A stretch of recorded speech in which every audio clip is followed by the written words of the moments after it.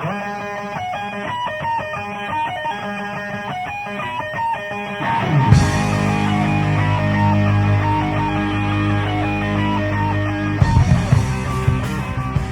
it's Justin from Jacob Buck Reptiles, bringing you part 3 of breeding your ball pythons. And tonight I'm going to share with you some of my techniques of how I rotate the males through the females, maximize that male, make sure he doesn't get overworked, and also not being really wasteful of my resources when it comes to breeding. So I'm going to show you, the best way to show you is to show you how I keep track of it on the tubs. Alright, you see here I got a couple rows of females, not all of them are breeding. What I do in the beginning of the season is I go through and I will put a tag for the male, this is the female information, and I'll put a tag for the male that I want bred to him that year. Okay, so this female, this is a double het lavender pied, being bred to the Dream Cycle, and he's been in there twice, as you can see. That's the main thing of what I do. I found that females don't actually need to be bred as often as most people think. Especially for amateurs when they're first getting started,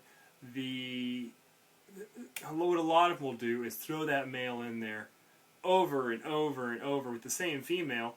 And it's because they're very zealous and they want that female to produce.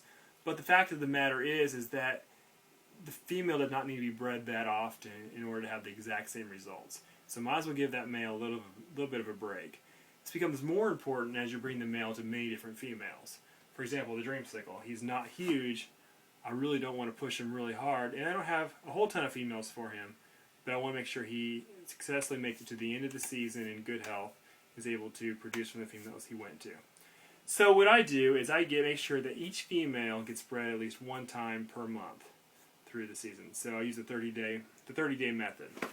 So if you look here, this is a pastel 50% het pied.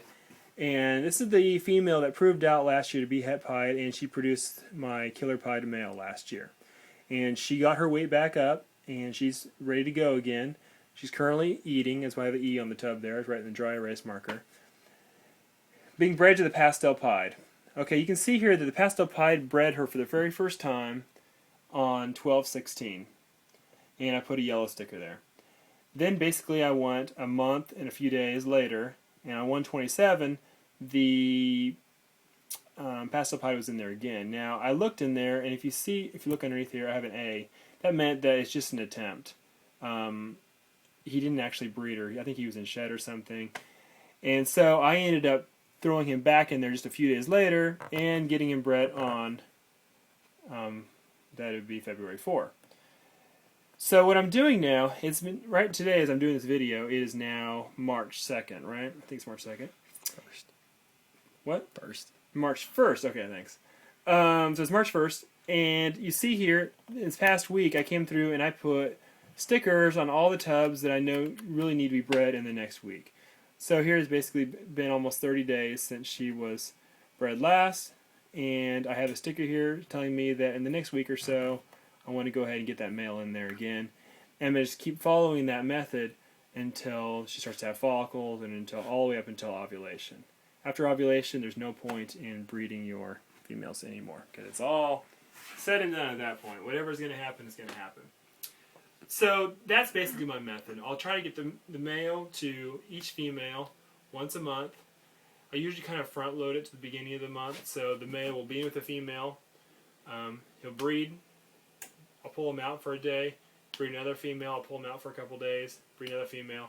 Usually after he gets 3 or 4, I'll give him a week or 2 break, where he'll just be in his tub and he'll chill. I'll try feeding him. If he wants to eat, he can. Gets a little bit of a break and gets prepared to do it all over again. So that's my method of maximizing a male to many different females, and also not going overkill with the females and breeding them much more often than is even necessary.